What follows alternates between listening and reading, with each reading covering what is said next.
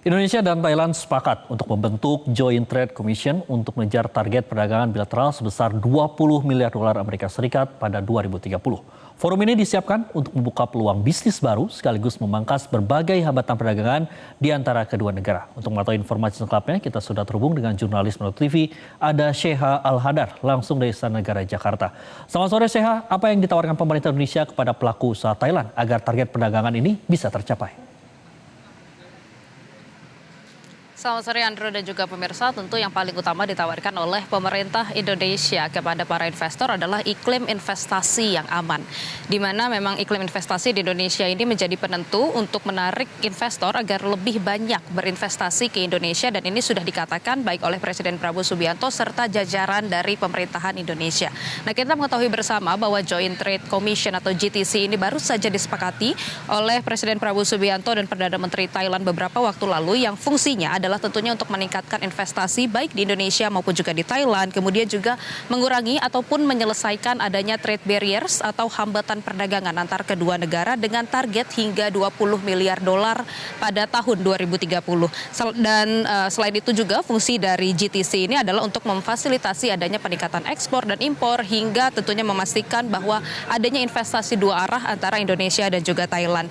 Nah, kemarin dalam forum bisnis antara Indonesia dan Thailand, utusan khusus Presiden Hashim Joyo Hadikusumo juga kembali meyakinkan para investor untuk berinvestasi di Indonesia dengan jaminan bahwa pemerintah Indonesia ini akan memegang teguh komitmen antara pemerintah dan juga para investor dan memastikan bahwa Indonesia ini memiliki iklim investasi yang aman. Bahkan Hashim juga menyebut bahwa Indonesia ini sangat terbuka luas bagi para investor untuk berinvestasi ke dalam negeri di berbagai bidang, mulai dari ketahanan pangan, energi, hingga sumber daya lainnya yang tentunya ini dapat meningkatkan kerjasama antara kedua belah negara. Untuk selengkapnya kita bisa dengarkan ungkapan dari utusan khusus Presiden Hashim Joyo Kusumo berikut ini. The fact that Indonesia has in its 75 years of sovereignty, we've adhered to a policy of what we call non-alignment. In other words, we are a country which is strictly neutral. And because we adhere to this policy of non-alignment, strict neutrality, we welcome all companies from all countries around the world to invest, almost all countries. But we welcome companies from Russia, we welcome companies and investors from China, we welcome American companies, European companies, Chinese companies, Japanese companies, Australian companies. And we can assure all investors and trading partners of our reliability and the fact that your investments are safe. Your investments are safe and will be forever safe in Indonesia.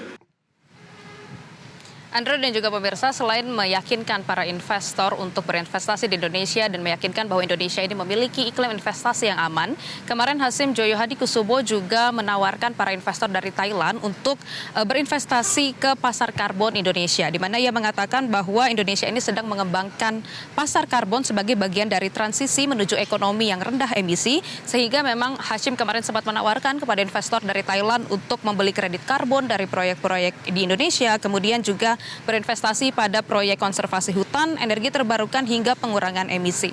Nah, ini merupakan salah satu jalur ataupun juga sektor yang dikembangkan untuk meningkatkan kerjasama antara Indonesia dan Thailand itu tadi. Kemudian juga Hashim meyakinkan para investor bahwa Indonesia dan Thailand ini dapat membentuk rantai pasok regional yang lebih kuat di tengah dinamika global yang saat ini terjadi, sehingga kerjasama antara Indonesia dan Thailand dan juga negara-negara ASEAN lainnya ini dapat terus terjalin dengan lancar, meskipun saat ini banyak sekali dinamika yang terjadi dan juga konflik yang terjadi di dunia. Nah, tentunya ini merupakan langkah-langkah Indonesia untuk meyakinkan para investor bukan hanya dari Thailand namun juga dari berbagai negara untuk berinvestasi ke Indonesia dan memastikan bahwa pemerintah Indonesia akan memegang teguh komitmennya kepada investor. Sementara itu, Andro, kembali ke Anda. Baik, terima kasih Sheha Al-Hadar melakukan langsung dari Istana Negara Jakarta. Selamat kembali bertugas. Jelajahi cara baru mendapatkan informasi. Download Metro TV Extend sekarang.